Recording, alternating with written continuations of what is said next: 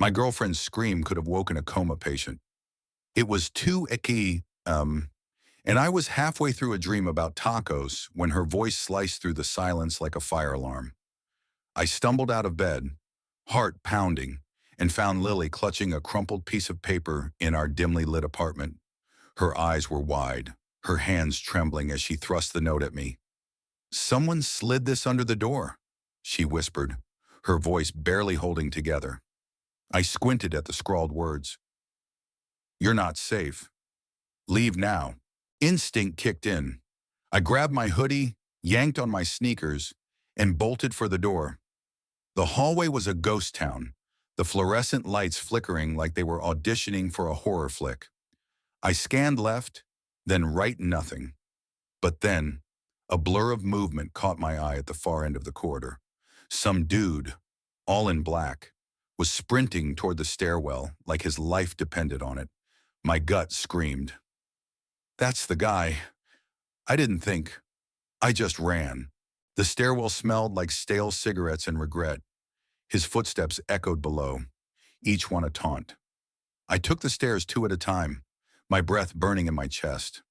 Who was this guy? Why was he messing with us? Lily and I had been together for 2 years, living in this rundown Brooklyn apartment, scraping by on my barista gig and her freelance graphic design work. We weren't rich, weren't famous, hell. We weren't even interesting enough to have enemies. So what was this prank threat? Something worse.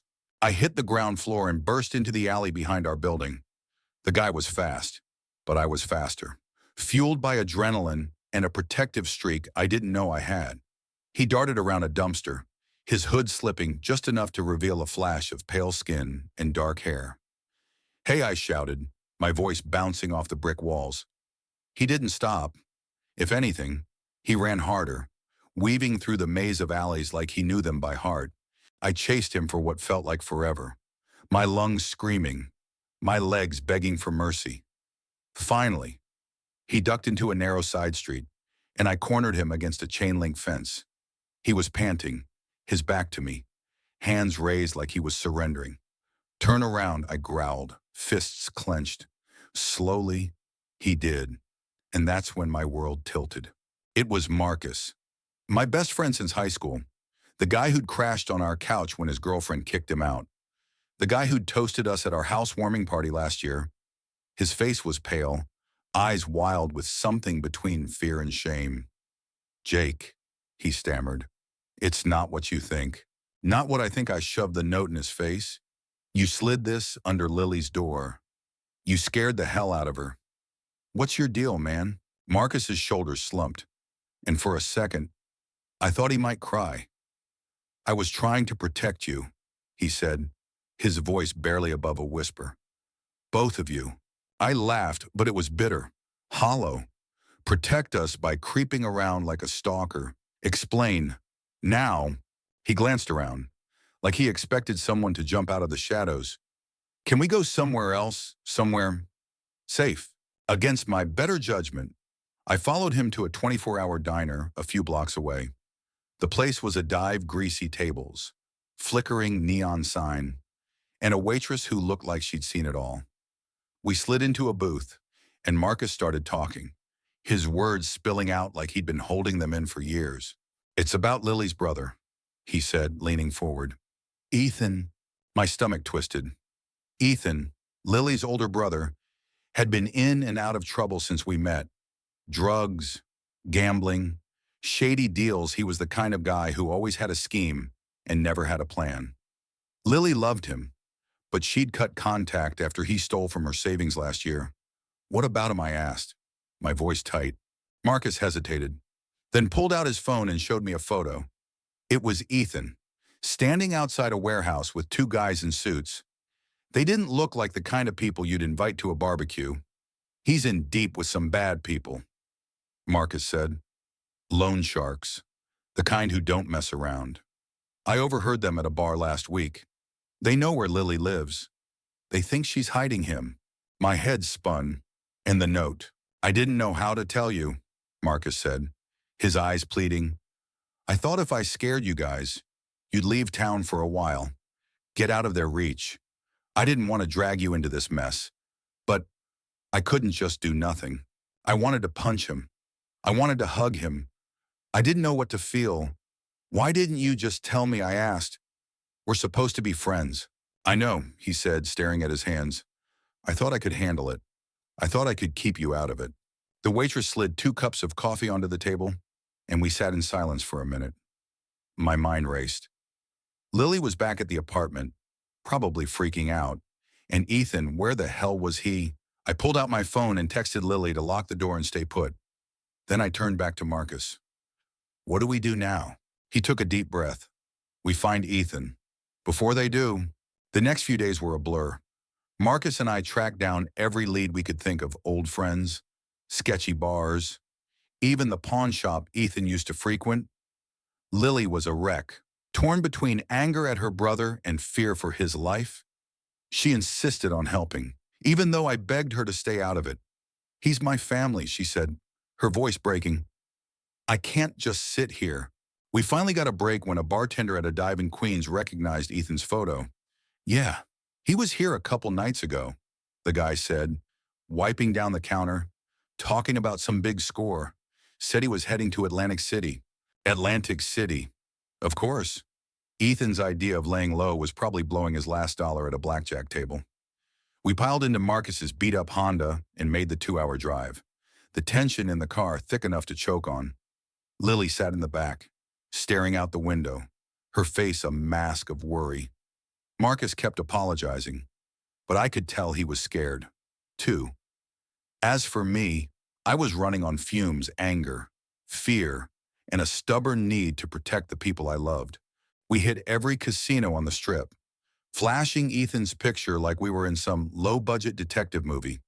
By midnight, we were exhausted, but we finally spotted him at a poker table in a seedy joint off the boardwalk. He looked like hell unshaven, eyes bloodshot, a nervous twitch in his hands. When he saw us, his face went white. Lily, he croaked, standing up so fast he knocked over his chair. What are you doing here? Saving your ass, I snapped, grabbing his arm. Let's go. But it wasn't that simple. 2 guys in cheap suits materialized out of nowhere, blocking our path. They weren't big, but they had that calm, dangerous vibe that said they didn't need to be. Ethan, one of them said, his voice smooth as oil. You didn't tell us you had friends. Lily stepped forward, her voice shaking but firm. He's my brother. Whatever he owes you, we'll figure it out. The guy smirked. Oh, sweetheart, it's not that easy. Your brother's in for 50 grand, and interest is steep. 50 grand. I felt like I'd been punched in the gut. We didn't have that kind of money. Nobody we knew did. Ethan started babbling, promising to pay, but the guys weren't listening. Marcus, to his credit, tried to play peacemaker, but I could see the fear in his eyes. And then Lily did something I'll never forget. She pulled out her phone, opened her banking app, and showed them her account. I have 12,000, she said, her voice steady now. It's everything I've got. Take it as a down payment. Give us time to get the rest. The guys exchanged a look, and for a second, I thought they might laugh. But the one in charge nodded. 1 week, he said, or we come for all of you. We left the casino with Ethan in tow, the weight of that debt hanging over us like a storm cloud. Back in Brooklyn, we sat in our apartment, trying to figure out how to scrape together $38,000 in 7 days. Ethan swore he'd help, but his promises felt as empty as the beer cans littering our coffee table. Marcus offered to sell his car, but it wouldn't even cover a fraction of the debt. Lily was quiet, her eyes red from crying, but she didn't blame anyone, not even Ethan. Over the next week, we tried everything. I picked up extra shifts at the coffee shop. Lily took on every freelance job she could find, working until her eyes burned. Marcus even started driving for a rideshare app, despite his car's tendency to overheat. But it wasn't enough. By day 6, we had maybe 10 grand. That's when Ethan disappeared again. Lily found his note first, scrawled on a napkin. I'm sorry. I'll fix this. She broke down, sobbing in my arms, and I felt helpless in a way I'd never known. Marcus was furious, pacing the apartment like a caged animal. He's gonna get himself killed, he said, or worse, he's gonna get us all killed. But then, on the seventh day, something miraculous happened. Ethan showed up at our door, bruised and battered, but alive, and he wasn't alone.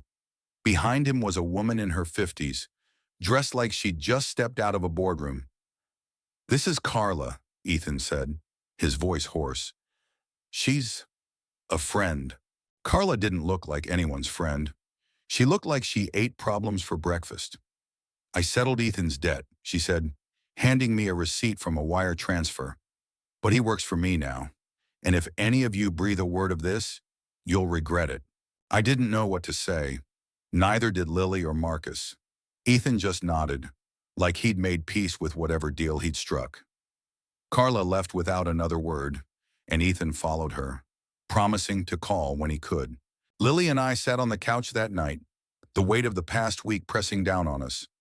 Marcus had gone home, too shaken to stay. "Do you think he'll be okay?" Lily asked, her voice small.